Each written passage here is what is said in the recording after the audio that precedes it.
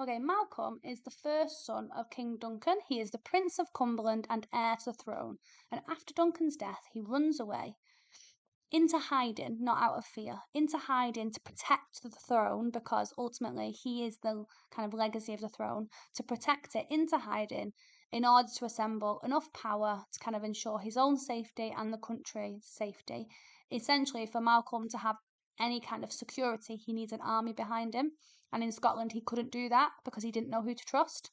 So he has to kind of find support elsewhere.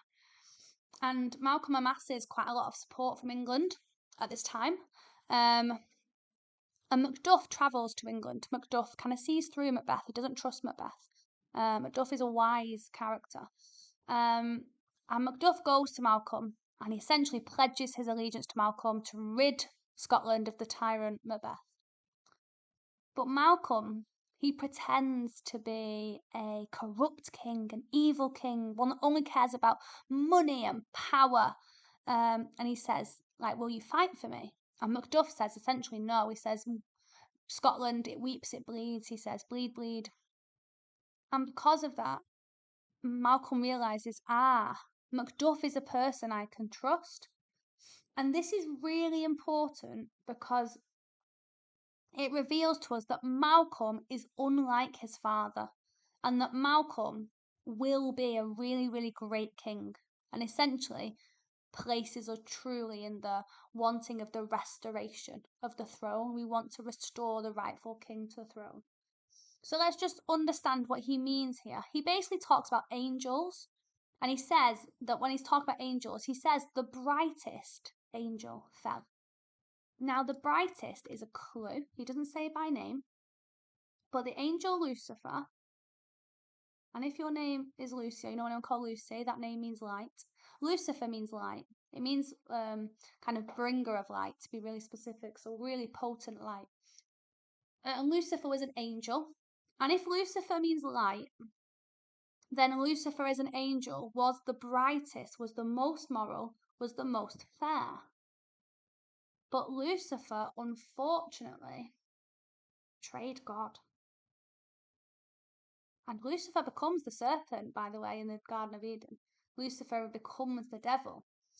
Lucifer betrayed God and because of that was cast out. And he has a fall. Now, like Lucifer, Macbeth is the same. He's betrayed God, he's had a fall. So essentially, Malcolm is showing that Macbeth, like Lucifer, is treacherous, corrupt, etc. And the kind of fall here shows that he understands how men can fall, yield to temptation and corruption. He understands how morality can fall. He understands transgression, corruption, and immorality. He understands that those who might be angels can in fact be devils. He understands what a facade is, what deceit is. He even tests and questions Macduff. So we realise that the Prince of Cumberland, he values trust, security, and stability. And he therefore is the rightful king. He is a king that will restore Scotland. And what's really, really important is to remember that this play is written in support of King James, a Scottish king who united England and Scotland. This is a king who, with the power of England, is going to restore Scotland. They are similar. He is saying that King James is a rightful king.